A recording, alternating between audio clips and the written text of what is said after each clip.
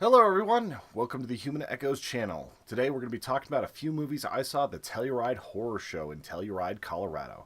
It's an amazing little festival up in the mountains, one of the most beautiful little cities I've ever seen, and they had some great horror movies up there. This one specifically is going to be about The Endless. The Endless is a film from Justin Benson and Aaron Moorehead, and it's the pseudo-sequel to 2012's Resolution.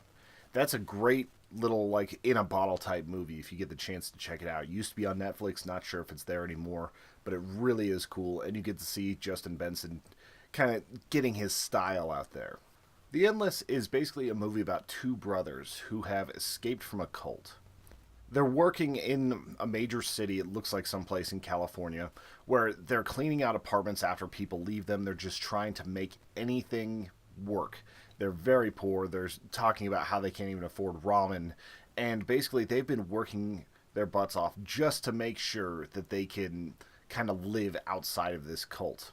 And the younger brother is, his name is Aaron, is just not satisfied with this life, and he kind of wants to go back. So Justin Benson's character allows them to take a road trip. On the way, they stop, they visit their mother's memorial, and basically it's a moment where they are confronting why they were taken into the cult in the first place. Why these very, very nice people took them up, and basically they don't look at themselves as a cult. Let's rewind a little bit. Part of the reason why they're tempted to go back to the cult is that they get this video, sort of mysterious. It looks like you're actually looking at video of like a mass suicide, but then it just falls into like a normal video about saying, oh, we're sorry you left and all this. And it just kind of devolves from there. You end up getting a lot of different mysterious points. You've got some creepy people there, like Smiling Dave, who's awesome. And you see them having a very good time. The food is good. They're making their beer. And it's this very sort of idyllic existence that's going on inside of this cult. And then you start seeing things get a little bit weird. Like they do this exercise where it looks like they throw a rope, and it looks like it's pretty much attached to the moon, and they have to try to endure and persist and try to get through it. And that's whenever you start seeing some of the sort of paranormal things start happening.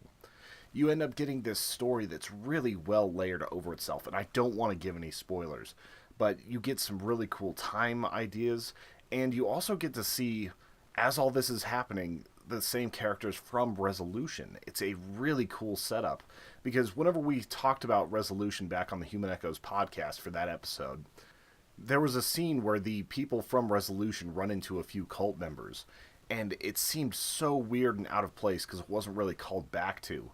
But this movie connects those two stories and explains sort of what's happening with this sort of entity that's there. And it was a really cool way to add to this. It's not like they're exactly sequels to each other, but it's a very, very cool tie-in to a world that I've really enjoyed getting to know a little bit. I think the other movie from Justin Benson is called The Spring, and I haven't had a chance to check that out, but I'd be really interested to see if that's connected to this universe too. Essentially, you're looking at a movie that has cults, which is one of my favorite subjects, some elements of cosmic horror, some elements of time manipulation, and all sorts of other amazing stuff that just makes this a very cheap but well put together movie that is really worth your time. There's a lot of moments where you're kind of looking at these people's interactions, and it seems so weird and so culty and so just a little bit cringy, and it's so well acted from the people that are in this film that I really, really can recommend this. I'm not sure when it's going to be hitting out video on demand or if it'll be in theaters, but The Endless is something that you should definitely check out. Some of the things I really enjoyed, the effects were done really well, especially considering the budget. There are maybe two little points where things look a little bit CGI, but it's not enough to take you out of the film.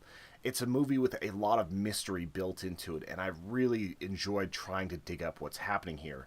It's easy for me to predict the way a lot of movies are going to go, and whenever I can actually be stumped as to how something's going to be resolved, I can get more into the movie and really enjoy where it's going. I love that element of mystery, and this gives you an original story that also gives you a lot of heart. Like, you see these two brothers bond, you see the people that they're talking with and how hard it was for them to actually leave this sort of cult family that they developed. It's just a well-crafted movie, and I would highly recommend checking out The Endless. If you enjoyed this, check out our other two reviews for the Telluride Horror Show, And if you can really get out there, it is one of the prettiest spots in Colorado, which means it's one of the prettiest spots in the country. Really is worth your time to look at this film festival. It's going to be a drive, even if you're coming from Denver. It's going to be at least 7 hours from there, but you get into deep Rocky Mountains, and it's just beautiful. So thank you all for watching this. If you enjoyed this, hit that like button, hit follow, hit the subscribe button, and we will see you with more reviews, more games, more everything. Have a good day.